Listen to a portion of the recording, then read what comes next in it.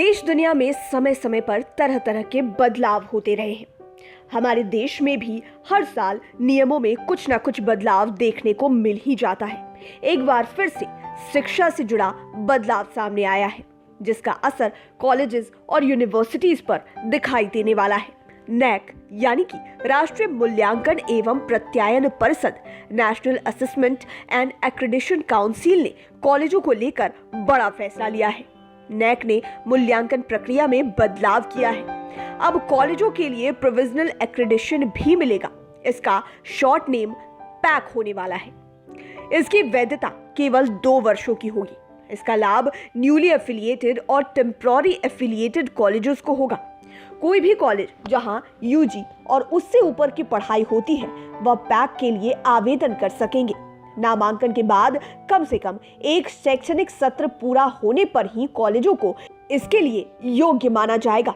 एक शैक्षणिक सत्र नामांकन से लेकर परिणाम जारी होने तक को माना जाएगा, यानी कि छात्र जब अपना एडमिशन या फिर एनरोलमेंट कराता है, उसके बाद से लेकर रिजल्ट जारी होने तक।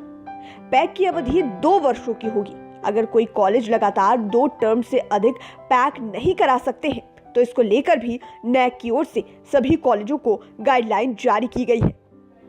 पैक के लिए एक्रेडिटेशन फीस 10,000 रुपए निर्धारित किए गए हैं। प्रोविजनल एक्रेडिटेशन के लिए 40 में से 15 अंक लाना अनिवार्य होगा। कॉलेजों का पैक मूल्यांकन 40 अंकों पर किया जाएगा, यानी कि एक्रेडिटेशन हासिल करने के लिए कम से कम 15 अंक लाना अनिवार्य होगा। अगर 15 से कम अंक कॉलेजेस को मिलते हैं तो उनका एक्रेडिटेशन नहीं हो पाएगा। पैक के लिए जमा होने वाली फीस किसी भी परिस्थिति में वापस नहीं की जाएगी और ये नियमों में प्रमुखता से बताया गया है। संस्थानों के लिए विभिन्न मापदंडों के आधार पर 0 यानी कि 0, 1 और 2 स्कोर तय किए गए हैं। इसके लिए 10 मापदंड बनाए गए हैं। इसमें स्वीकृत पदों की तुलना में शिक्षकों की संख्या, छात्र शिक्षक अनुपात, प्रोजेक्ट और स्किल बेस्ड लर्निंग समेत अन्य को मानक बनाया गया है, यानी कि इसमें शिक्षकों की संख्या को तो देखा ही जाएगा और साथ ही साथ टीचर एंड स्टूडेंट रेशियो को भी देखा जाएगा, यानी कि कितने स्टूडेंट्स के ऊपर एक टीचर को रखा गया है।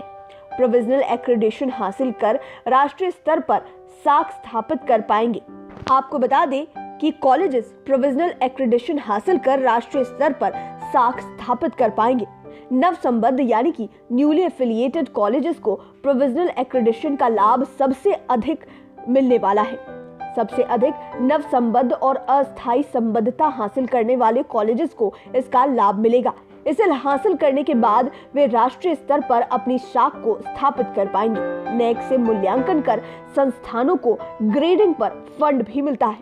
पैक का एक्रेडिटेशन हासिल करने पर कॉलेजों को कई दूसरी तरह के लाभ भी मिलने वाले हैं। इन्हें फंड तो मिलेगा और साथ ही साथ कई और सुविधाएं भी मिलेंगी। तो देखना होगा जब से ये नियम सुचारू रूप से लागू हो जाते हैं तो बिहार के कॉलेजेस को इसका किस तरह से फायदा मिल पाता है और एक्रेडिटेशन किन किन कॉलेजेस को मिल पाता है। लाइव सिटीज की डेस्क रिपोर्ट। अगर अभी तक आपने हमारे चैनल को सब्सक्राइब नहीं किया है तो जरूर कर ले। ये वीडियो फेसबुक पर देख रहे हैं तो पेज को लाइक करें, साथ ही साथ हमें ट्विटर पर जरूर फॉलो करें। धन्यवाद।